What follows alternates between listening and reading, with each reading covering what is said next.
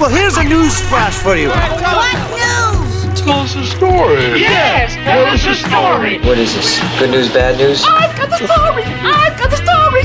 Gone all summer without a scrap of news. Good news and bad news. That's good news. If I'm gonna do this, I'll need my news team at my side. News team, assemble!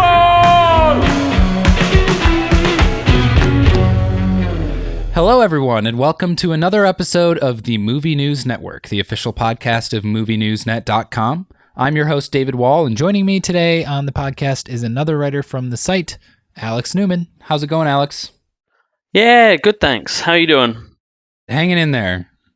And so on today's show, we'll be going through the biggest film news of the past couple weeks, along with our takes on each story. After that, we'll be wrapping up with a bit of what we've been watching, and then we'll each bring up a story that we just can't stop thinking about.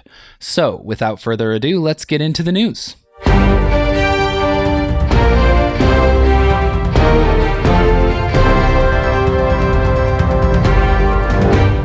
So, quite a bit of news has come out of Warner Brothers concerning the future of the DC Extended Universe.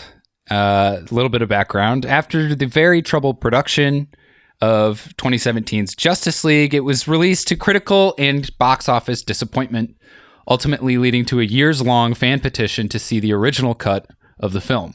Now, Zack Snyder's Justice League will finally be released on HBO Max in 2021. It will be a 4-hour cut of the film, and it's going to cost over $30 million to complete.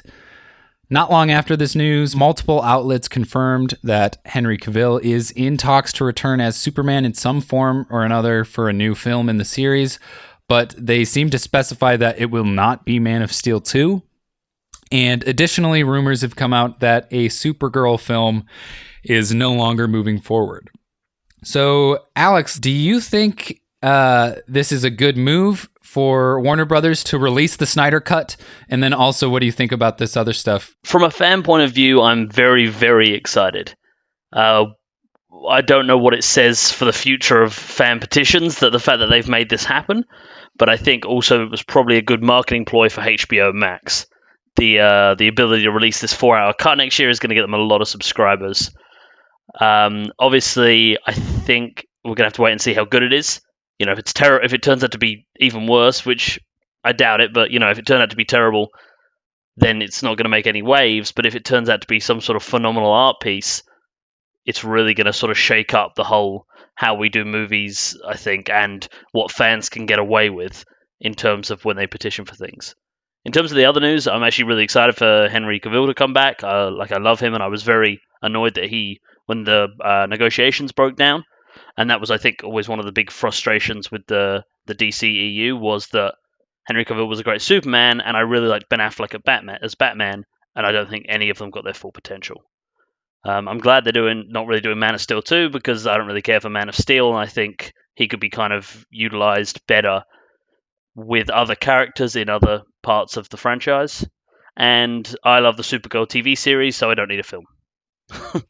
Simple as that. Fair enough. It's unprecedented, isn't it, really? That they're spending $30 million more on a film that came out, 3 years ago? Agreed, but I also feel like this is a really smart move for them, because they don't have to shoot anything during a pandemic where they're not really able to put new content out there. And so then when next year rolls around, they're going to have this huge project that they didn't really even need to shoot much extra. It seemed like Zack Snyder said that he wasn't really allowed to shoot more stuff with actors, but that he was maybe going to be able to do some pickups and some extra stuff just to make it feel more whole. But yeah, I think that this is a really smart move for Warner Brothers, because they don't have to put $100 million into a new blockbuster. They're only putting $30 million for effects work, a couple of pickup shots is what I'm hearing, and then the score and you know, the color and that kind of stuff. I actually hadn't seen Justice League, and so in preparation for the podcast, I watched it last night on HBO Max. Thoughts? It was rough stuff. I honestly was expecting it to be more on the level of like a lower tier Marvel film, but I guess I wasn't expecting it to feel like such a mishmash of different stuff. It does. I can't tell what is Zack Snyder and what is Joss Whedon when you watch it, but you can tell that there's something disparate happening there, and it just felt like a really long video game cutscene to me while watching it. And it was not. I remember it not being. It's not terrible. Like it's not the worst thing that's ever come to cinema. But I just remember seeing it and being like, "Oh, that was a little better." That was like my expectations were so low when I went into the movie that I was like, "Oh, then the film happens and they fight things and they save people and then the film ends." You know, like it wasn't. Yeah. It's not like it's totally salvageable. You can see the gems in there that Snyder would want to sort of extract and construct. I'm not a huge fan of Zack Snyder, and I didn't really like Batman versus Superman, but I think at least that movie had more of a voice than Justice League. Justice League kind of seemed generic. I haven't seen the director's cut of Batman vs. Superman. I don't know if making it longer is going to help, especially like either with Batman vs. Superman or with this new Justice League. It did with Batman vs. Superman, which was good. I hadn't seen it in years, and I watched it maybe a month ago because I was writing a piece with one of the other writers on Movie Newsnet, and I remember thinking, I watched the film and was like, oh man, I've had such a negative impression in my brain, and it was nowhere near as bad as I thought it was. So hopefully the same will happen with Justice League. Is continuity just completely out the window here? Is this version of the movie going to be canon? What is going on with DC? Have they just kind of just thrown it all out the window and it doesn't really matter as long as it's a good story? I think DCEU is kind of like the Fox X-Men series in that their movies have been so all over the place, good, bad, no one cares at times, that now it doesn't matter. No one's loyal to their canonity, so they can do stuff for fun. If you tried to do a Days of Future Past film in the MCU or in the Star Wars universe, it would have been a nightmare. You couldn't have had a movie that reset most of their characters. But the X-Men universe was so open and no one was really loyal to the original three, and no one like held them so dearly that you couldn't change anything, that they could have that really good movie and change everything and have fun with it. It's the same reason you can have Deadpool in that universe. And I kind of think with this one, we might talk about the canonity of how it affects things, but I don't think anyone's watching the DCEU too carefully, especially considering now they're doing Joker, but it's not related. Pattinson's Batman, that's not connected. You know, they're really not putting too much effort into the tapestry of it all. Yeah, I agree. That I think that maybe this is to their benefit, and maybe that's something that they can bring that Marvel can't, because Marvel is kind of beholden to their continuity. And so maybe that this is something that DC has that they don't, in that they can make a Joker movie with a new actor, and they can make a Batman movie with Robert Pattinson, and just kind of make good films, or at least make that the goal. And whether or not it connects, it doesn't quite matter as long as people like it. Which I think is like where DC need to find their niche and not be the Marvel not trying to copy the Marvel Cinematic Universe. You know, Marvel Cinematic Universe is so amazing because of the connections and the building story, connecting this tapestry. DC, rather than being 10 years behind that, which is what they were doing with the DCEU, maybe need to go in that direction of like, well, the Joker made them over $1 billion and wasn't connected to anything. So if they concentrate on just making individual good stories that people want to see, and they can go a lot more niche, whereas the MCU, as beautiful as it is, does have to stay a little pigeonholed at times. Well, we will have to see how this all works out. I feel like if this movie is good, we're going to see more director's cuts. We're going to see more niche stuff, like you're saying, Alex. And who knows? Maybe that's how they'll differentiate themselves. I think it's a very specific set of circumstances for this Snyder Cut, in terms of, people who have rallied for this Snyder Cut need to get it and accept that the reason we're getting it is because of all the things we've talked about so far, but because Snyder directed it, he tragically lost a child during filming, Whedon took over and directed quite a bit of it. The Warner Brothers got involved and cut bits of it, he doesn't feel like his artistic vision was realized. So they're giving him his artistic vision back. This isn't you as a fan going, "Where I don't like this, make it longer," or "Please change it, I'm not happy." If we look at other examples like, the classic example of Last Jedi, Rian Johnson would turn around and say to you, no, I made the film I wanted to make. I don't care if you don't like it. That's my artistic piece. But the difference here is that Snyder is wanting to go back and visit something that he didn't get to realize in his vision. And I think that's the difference people need to understand. Yeah, definitely. So let's move on to Wolfman. Following the success of The Invisible Man, Universal is moving forward with another movie based on its catalog of iconic monsters. The studio has been meeting with directors over the last month after Ryan Gosling signed on to spearhead their new iteration of Wolfman. Their sources also point out that Gosling was in talks to direct the movie at some point, but both parties eventually moved on from the idea. Lauren Schuker Bloom and Rebecca Angelo from Orange is the New Black penned a script based on an original pitch by Ryan Gosling. So infamously, The Dark Universe was this thing that was pitched, I think, in 2017 or 2018 maybe, and it was like starting with The Mummy, was going to be this huge thing with Tom Cruise and as well as like all these big actors, Russell Crowe and Johnny Depp, and it was going to be this huge thing. And then after the failure of The Mummy, it just all fell apart immediately, and then all of these films got canceled. Then it seemed that they kind of were moving forward with it in a new way with The Invisible Man, kind of partnering with Blumhouse with a lower budget version of that. More of just kind of like an indie horror. I'm not sure if that's the vibe that they're going for with the new Wolfman, if it's kind of going to be more in the vein of The Invisible Man, or if it's more going to be like a big monster movie. So I think that Ryan Gosling is a good choice. I feel like he's got a really good presence on screen and people seem to like him. I certainly do, but I don't know. He was maybe going to direct it, so that kind of feels weird. I don't know if he's directed anything else. Has he? Not that I know of. So that is kind of a weird idea to me. So we'll have to see who directs this. But Alex, what do you think about this? Do you think that the Wolfman is a good jumping off point to keep this universe going?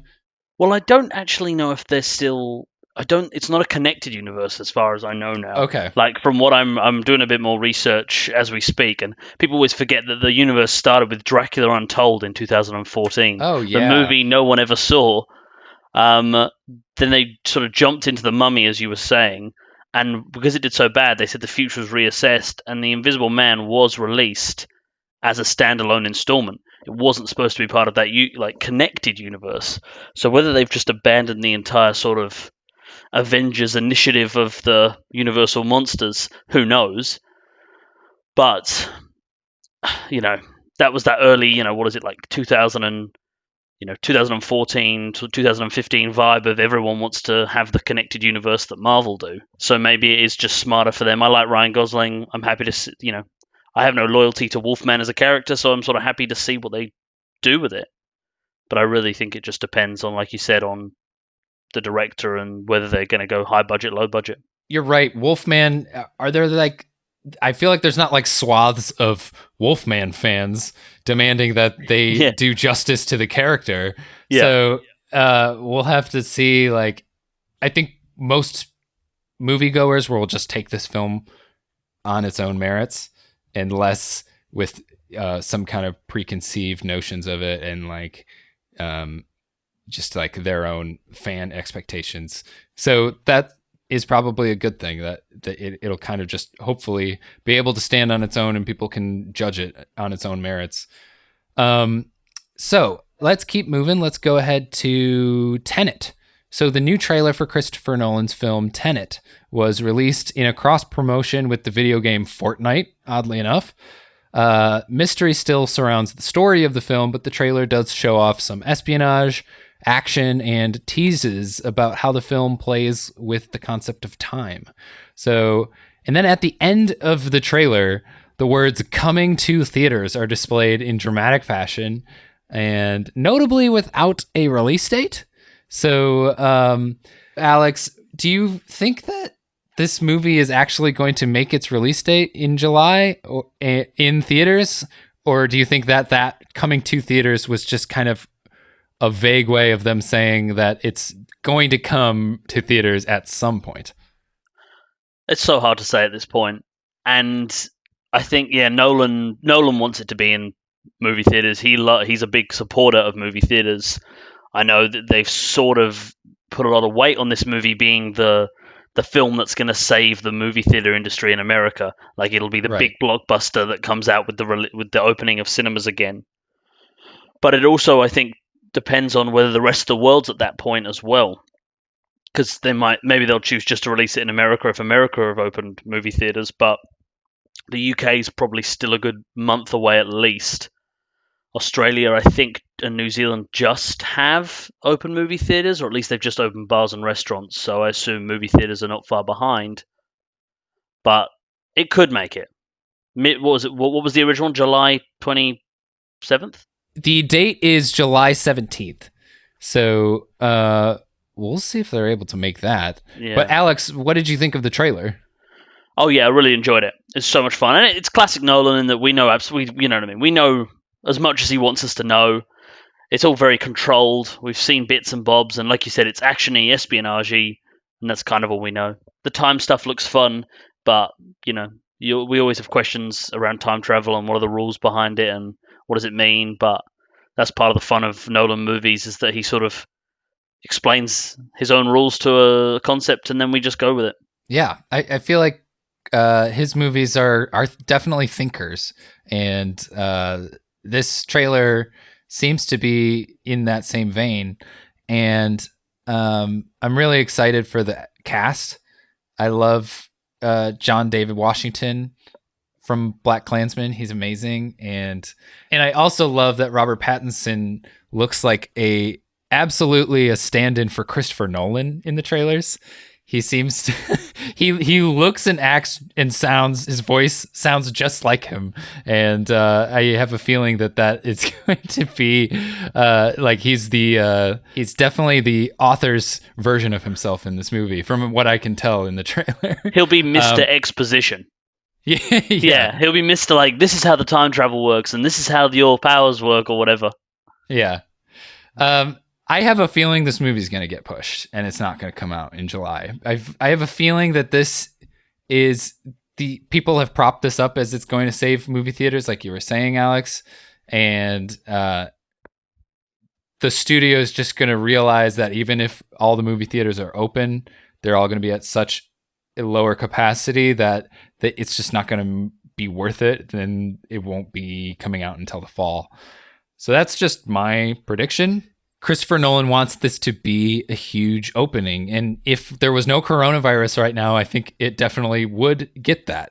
But I think that even if the theaters are all open, the moviegoers themselves will be nervous to even go.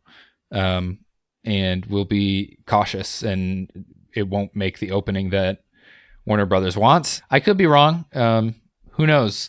A lot of people are out and about these days, and just kind of disregarding all of the social distancing stuff. So who knows? Maybe people will just think Tenet is worth it to go see. And that's it, isn't it? Like, Warner Brothers might decide to go for that date because they think enough theaters are open. But the problem there is that it's the Batman. Like, you're either the hero or you live long enough to become the villain. In that, it can easily be painted as the film that, like, everyone saw, and it was the first, for years it'll be the first film everyone saw once the pandemic was over, or it'll be that film that caused hundreds of thousands of people to all clump together and make lines around the block to go see, and made everything worse. And right. So you could be either, they can either be seen as like the savior or as part of the problem. And I don't know if Warner Brothers is going to want to take that risk at mid-July. Coronavirus is a big concern for people right now, which kind of leads us into our next story. So Avatar 2 has resumed filming. It's shooting in New Zealand right now. producer John Landau announced on Instagram that Avatar 2 is one of the first films to resume production amidst the pandemic. With the low number of COVID-19 cases in New Zealand, a recent easing of restrictions allows filming to continue.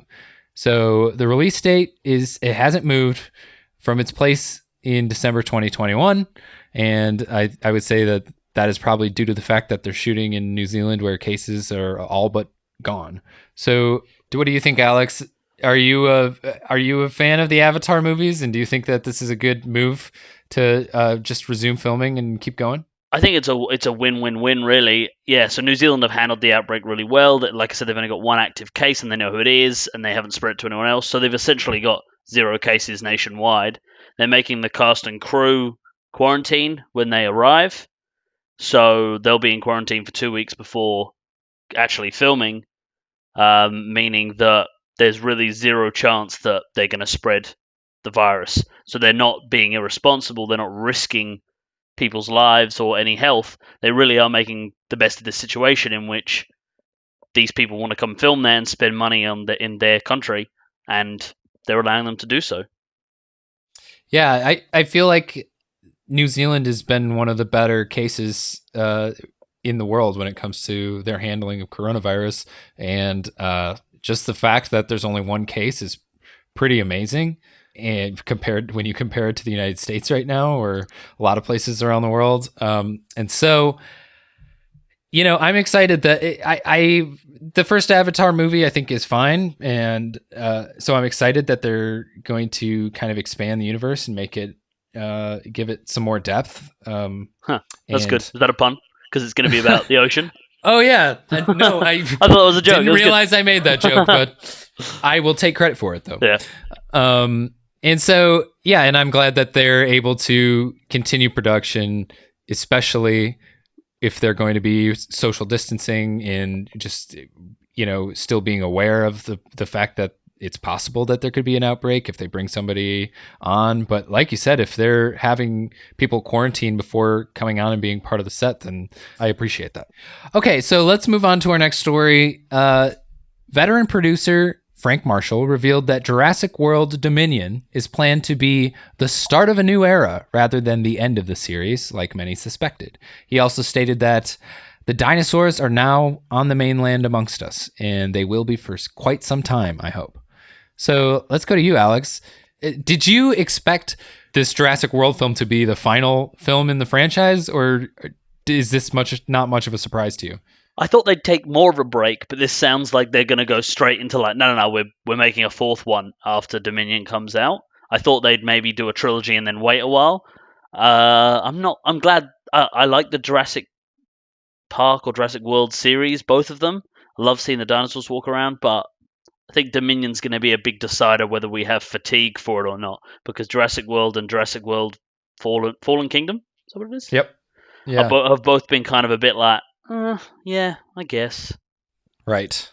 Yeah, it reminds me of the Avatar films and of Fantastic Beasts, where they're like, this is going to be a huge thing. We have 6 sequels on the way, and when they should be just kind of, I think a trilogy is enough, at least for now. And I feel like you're right, Alex, like they should probably take like a little break just to give us a breather.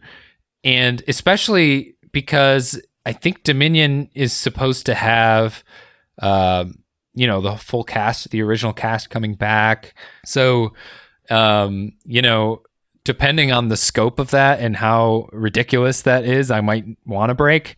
But who knows? Maybe the next movie, maybe it'll kind of lead into a new movie, seamlessly, and it'll kind of feel like the right move to make once we see the film. And then everybody will just be screaming for the Jurassic War trilogy or whatever the next thing they'll call it. Jurassic Galaxy? Maybe they'll go to space. Yeah. I think that's only a matter of time. Yeah. Yeah, the Jurassic Park trilogy, and I will say trilogy because I will defend the 3rd one because I do love it, have always been very, even the 3rd one especially so, have all been very focused. They were all they're on the island, shit's gone wrong, they need to kind of recover or, survive. Survive is like the definition of all 3. The worlds haven't stuck to that, and I understand their need to expand, but the second one, the first one's got its own issues, but it was sort of did all right as the same kind of thing. The park fell apart and people survived. The second one got to into some weird territory, which I like that the Fast and Furious movies did that. I think it's kept them alive. But for Jurassic World, Fallen Kingdom, it was just this weird thing of they went into human cloning and they were it was weird that like the dinosaur that they could control with a gun. It's like, how is that quicker than a gun? How that dinosaurs aren't that strong if you have military firepower. So it seemed weird that was a plot point, and the dinosaurs suddenly seemed to gain consciousnesses and would hunt evil people and not good people, and it just seemed to it wasn't dispassionate anymore, which is what the first trilogy was very like anyone could die at any point, and that didn't seem to apply for so I'm interested to see how Dominion goes. Same. Okay, so let's keep going. Our last main story of today is about Sonic 2. So after a couple of months filled with uncertainty, Paramount Pictures and Sega have confirmed that a sequel to Jeff Fowler's Sonic the Hedgehog is getting the green light. Fowler will return to direct with Pat Casey and Josh Miller writing the script once again. So I'll just say I haven't seen Sonic the Hedgehog yet. I was going to go see it in theaters, and then, everything kind of hit the fan. But I am actually a big fan of the video game.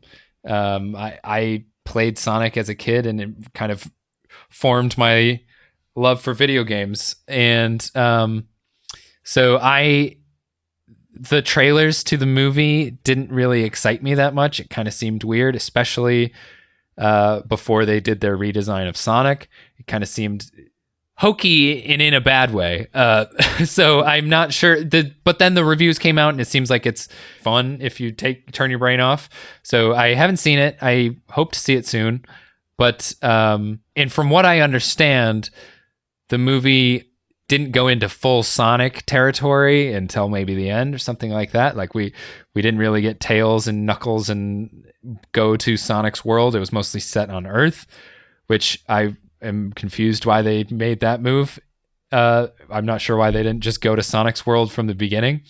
But so actually, I'm a little more excited for Sonic 2 than Sonic 1 because it'll be more true to the games and the world that the video games have created. So I'm not sure. Alex, I know that this movie ended up making some money back which is kind of a surprise because of the money it must have cost to redesign Sonic the Hedgehog. But even after kind of its theatrical release being cut in half because of the pandemic, it went up on demand and people watched it from home, and then the movie made its money back. So I guess, do you think this is a good move financially for Paramount?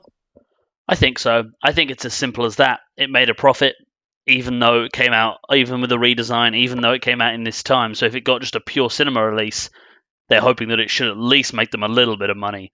If not, as you said, it could be a better story and be set in Sonic's world, and so be an even sort of more valued sort of movie that people want to see. I think it's smart. They like that whole Sonic redesign thing. Even if you believe the conspiracy theories that they did it on purpose, released a terrible one so that to generate interest. Whether they did or didn't, it was a cultural sort of thing. It was a meme for at least a good month, and so it's probably a good idea to continue to capitalize on that rather than just do it for one movie. People will see the Sonic one. Sonic 2 will be on a poster, and people will go, "Oh yeah, that was that Sonic that was weird, and now it looks good. I saw the first one a couple of years ago. Let's see it again." I think not every movie has to make $1 billion. Sometimes they're just going to be good, and they'll make them a bit of money. So that does it for our main news stories. So we're going to go ahead and get into the Quickfire news.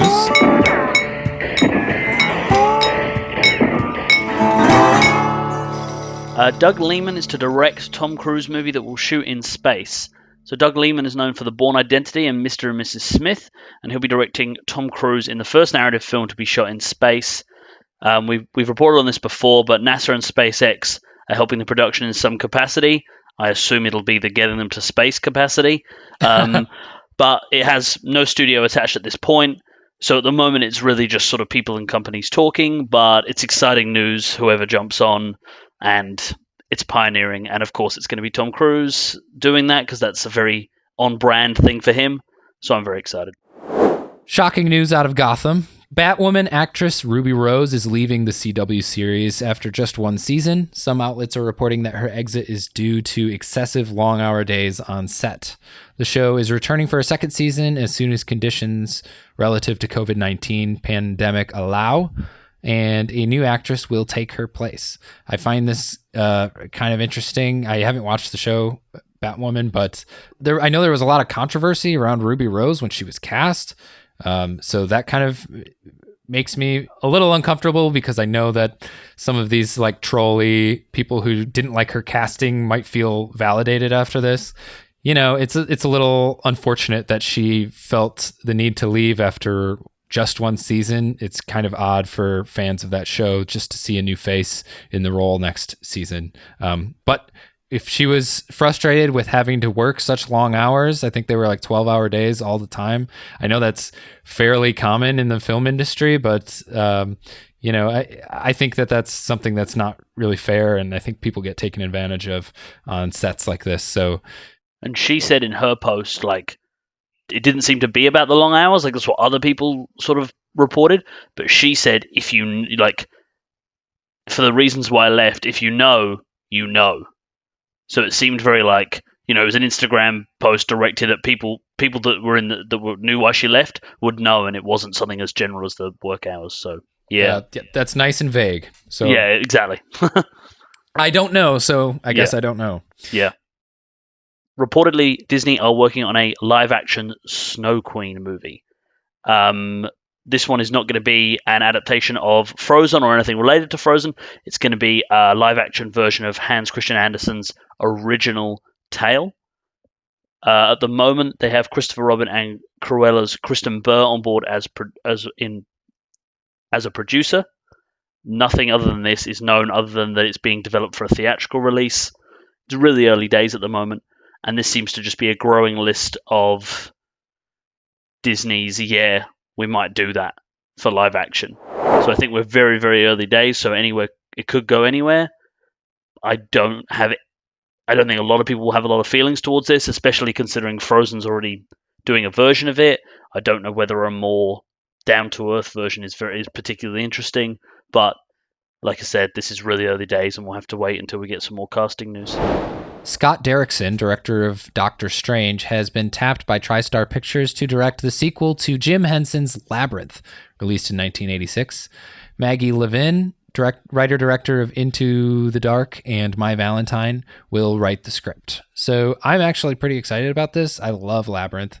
And I saw it maybe 2 years ago and really, really enjoyed it and love David Bowie. So I think Scott Derrickson is a decent choice. I hope that he really leans into the puppetry and takes advantage of what the Jim Henson Company can do. I also am excited because there have been just speculation, not even rumors, that Tilda Swinton, since she worked with Scott Derrickson before, might be cast in this, which would be really cool because she's kind of like, I think could pull off a character similar to David Bowie's in the movie. So I think this is a good move, and I like the choice of Scott Derrickson. So the Safdie brothers have signed a 2-year deal with HBO following their success with Uncut Gems. They'll be partnering with A24 to produce all the projects under the deal, but they will also be allowed to collaborate outside of the deal. Both Good Time and Uncut Gems turned out to be critically acclaimed and fruitful for both parties. This is good news for them. Uncut Gems was really good, and I'm excited to see what they do. HBO always produce good content, and so I think it's just really good news all around to produce something really good. Obviously, HBO are looking for stuff to put on their new streaming service, so it doesn't surprise me that they've decided to pair with these two guys. Let's get into a little bit of what we've been watching.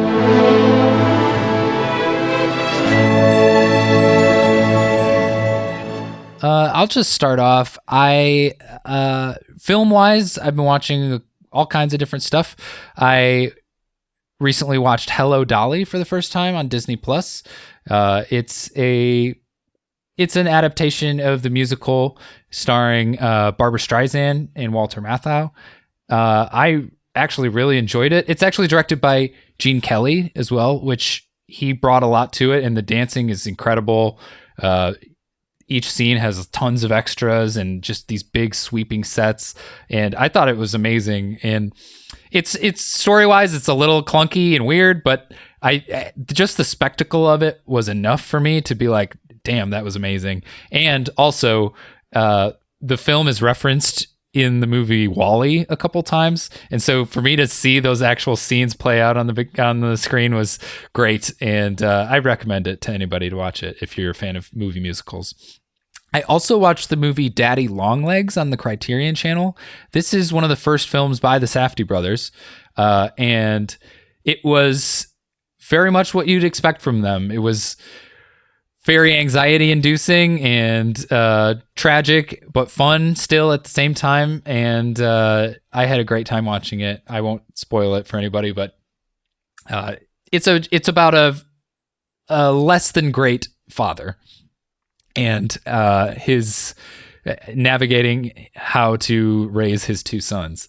And then I also watched the movie Dick Tracy on HBO Max. This is the 1990s movie, I believe, 1991, I think, adaptation of the comic strip. And honestly, it's one of the more beautiful looking comic films I've ever seen. It's so colorful, almost assaulting your senses with the color of the movie. And it's really fun.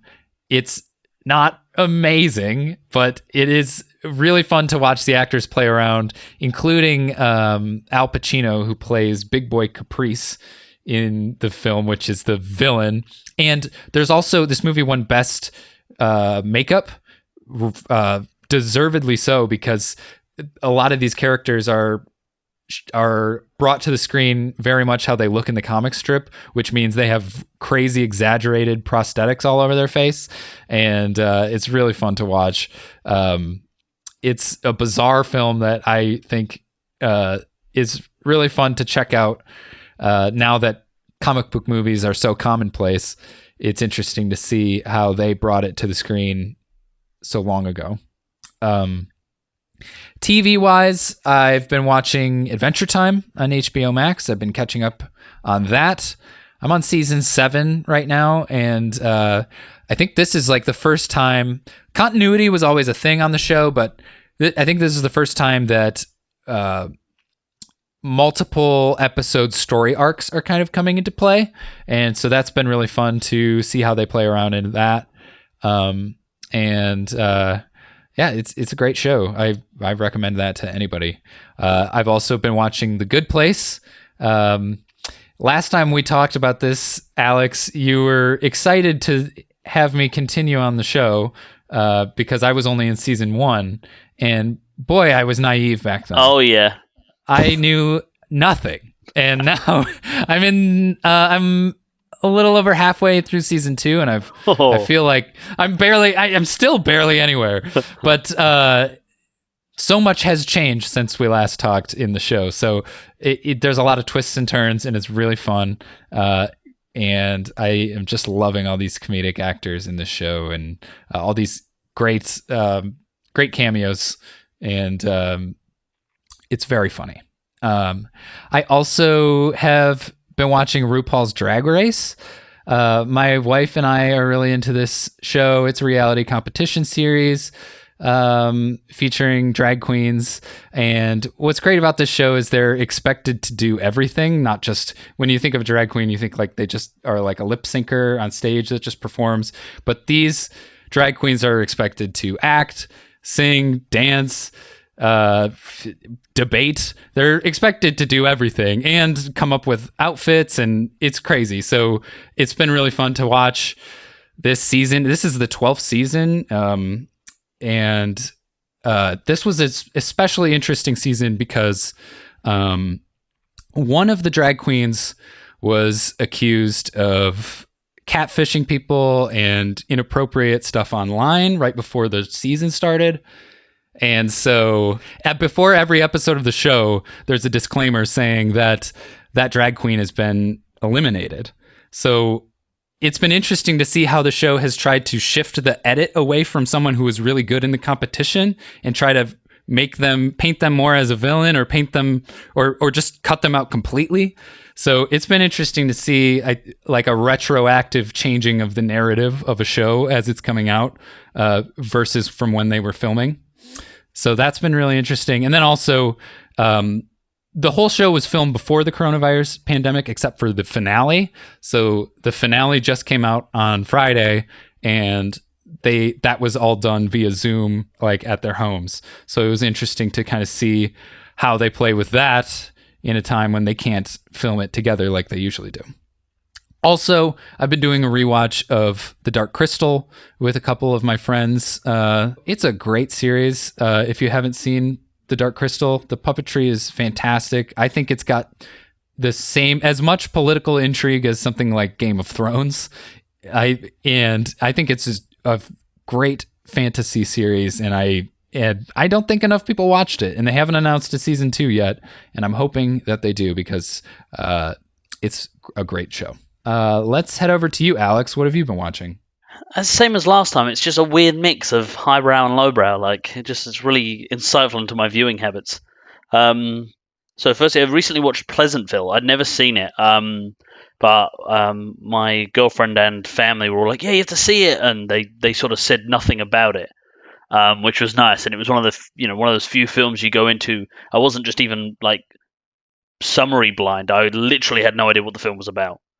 But it is really interesting, and to give as little spoilers as possible, it's about they're set in the 90s, but then these two people get sort of transported back into the sort of idyllic 50s, 60s sort of black and white housewife kind of place. And it's just about them coping with the differences and stuff like that. It was really interesting. Jeff Daniels is in it, Tobey Maguire. Yeah, really worth watching. Other than that, I've been doing an MCU rewatch. I'm having Marvel Mondays, so every Monday I'm watching just like the next one. So tomorrow I'll be watching Captain America.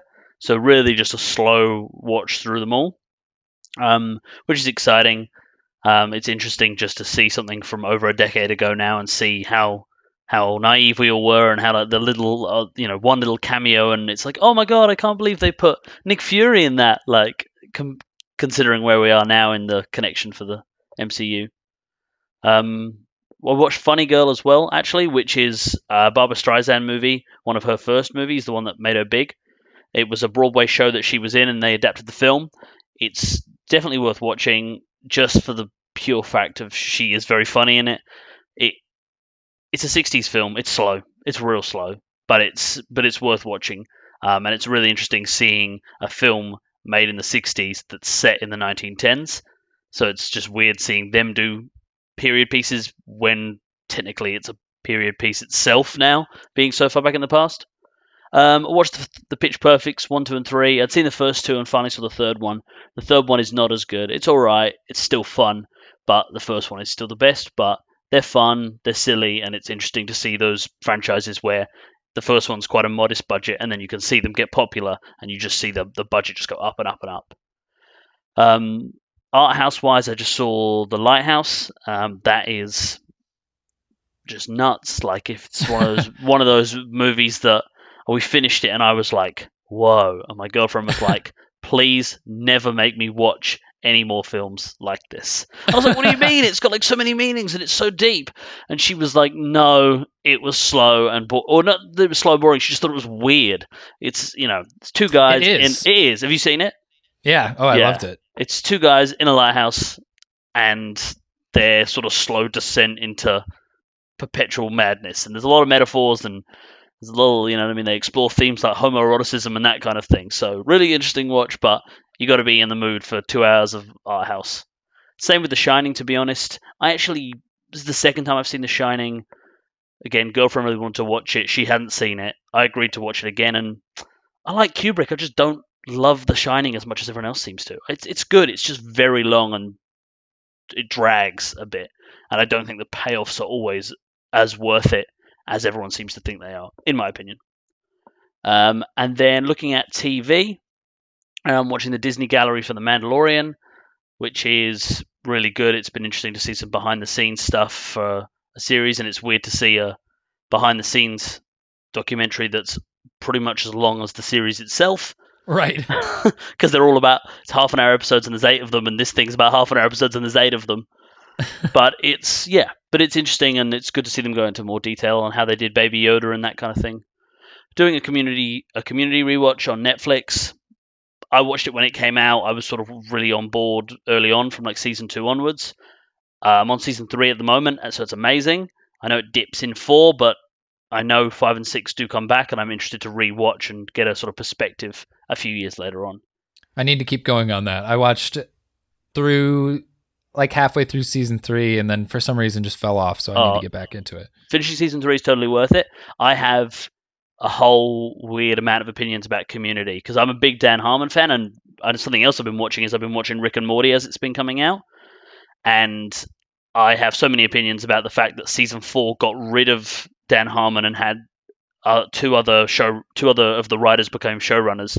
Then season 5 and 6 they brought Dan Harmon back, and I think if they hadn't got rid of Dan Harmon, if they'd have got rid of Chevy Chase and left Dan Harmon in there, it would be up there right now with it is one of the greats, but it would be considered like How I Met Your Mother, Friends level kind of one of those top ones.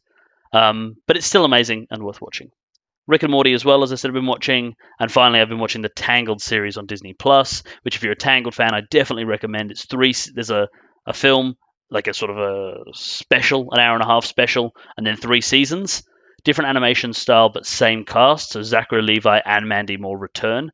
And it finishes off really nicely. I just saw the end of the final episode the other day, and it's really, really satisfying. So definitely worth watching. I watched the special at the beginning of the series, and I really like the animation style, and it honestly feels pretty consistent with the movie. So yeah, I would recommend it. I need to keep going on the show, but definitely worth it. Yeah, the characterizations are really good because I guess they got the same people voicing it. They introduce new characters. They they explore the sort of wackier, magical side of everything. And you get more insight into her powers and where she came from. And yeah, it's totally worth it. And yeah, that's it. That's everything I've been watching. So for our final little segment, we're going to each talk about a story, a weird or interesting story that we just can't stop thinking about. So this segment is called What We're Hung Up On.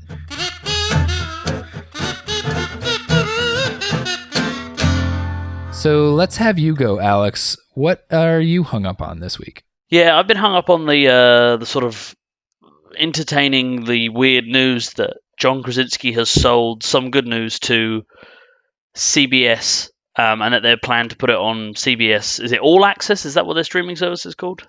Yeah. Yeah. It was just, I liked the show, his Some Good News. I'd watched maybe a couple of episodes just sort of, on when they popped up on Facebook and been like, oh, that's cool.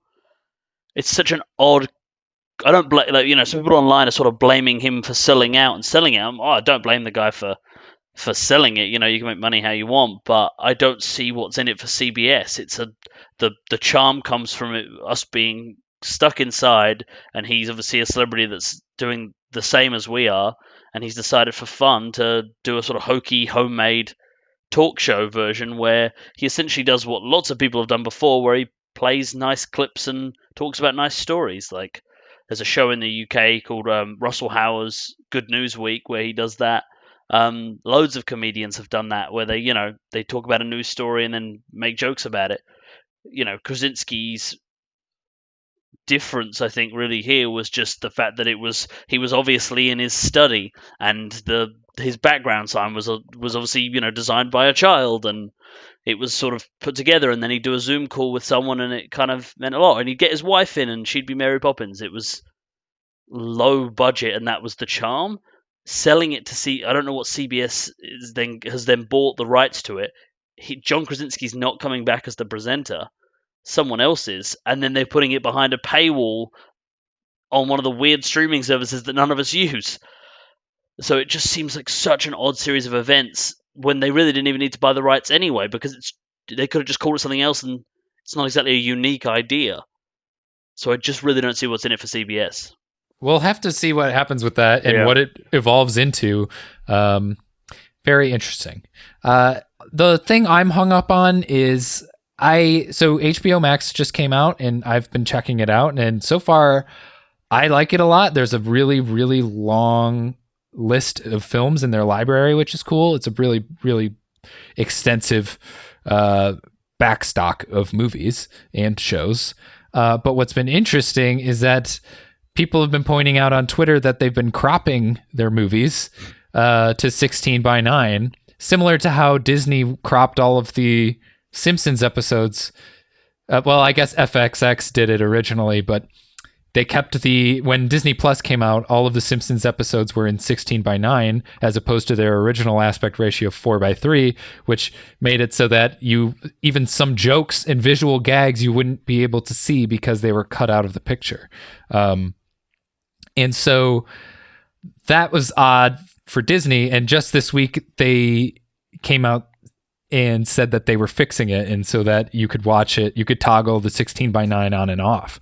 So that's kind of nice for Disney, but HBO Max on the other end of the spectrum just started this week, and a lot of their films are cropped to 16:9 from their original aspect ratios, which are, for example, Die Hard with a Vengeance was shot in 2:3:5, which is a much wider frame. So then you'll get the black bars on top and bottom, which I know, like, my parents don't like the 16. They would rather it fill the whole screen. But I, on the other hand, want to see the whole picture that was originally put together. I don't want to see it cropped. And so it's interesting to me that they're cropping off the sides of movies so that it will fill the whole 16:9 frame. But there's parts of the movie that you're not seeing. It's just kind of like cutting off part of the image makes it so that you're not seeing the original vision of the filmmakers. So it's kind of frustrating to me. I wish that they would trust their audience. Like it doesn't bother me to watch a movie with black bars on the bottom and top. It's so frustrating to me. I don't know why. It's an odd thing to do. Like it seems like more effort than it's worth to mess with Agreed. them. And you call it cropping, but essentially they're zooming in. Really, right? They're like, they're to get it to the full screen, they're just bringing it closer to you. So the sides come off. It's just an odd choice. Agreed. That doesn't happen anymore, though, does it? That's just because I know sort of basic ratios, but it's sort of like the way. Is it just because when it was shot in that sort of time period, we were just using different size screens to what we're using now?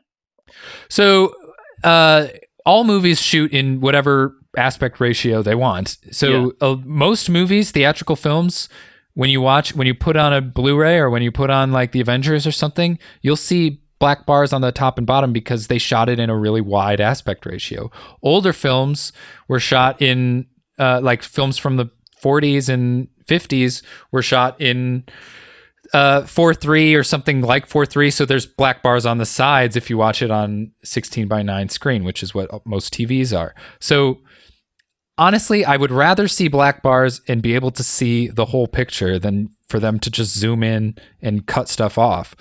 But it's odd because they're doing it only for some films. Like I watched Justice League last night and that wasn't cropped. So it's bizarre. Weird. It's odd. I think it's just something that maybe it was carried over from their HBO library or something like that, and they haven't gotten around to fixing it. But hopefully you'll get a toggle as well, like The Simpsons did. Like it took them a few months, so hopefully it won't take HBO as long, but hopefully they'll get it there. So that'll do it for this episode of the Movie News Network. If you like the show and want to help us out, make sure you subscribe to this podcast, leave a review, and share it with your friends. Alex, where can people keep up with you on the web? They can keep up with me on Twitter at new_Macca. That's MACCA, new_Macca. Very cool. And again, I'm David Wall. In addition to writing for the site, I'm also a video editor and stop motion animator. You can follow my work on Twitter, Instagram, and Letterboxd at Davis_Wally. And also I co-host another show called the No Guff Podcast, where my wife and I take turns introducing movies to one another, so feel free to check that out as well. And if you like this podcast, try out the Resistance broadcast. It's a show by our sister site, Star Wars Newsnet. It goes deep into discussion about a galaxy far, far away. And as always, for more up-to-date news stories, be sure to regularly check out movienewsnet.com.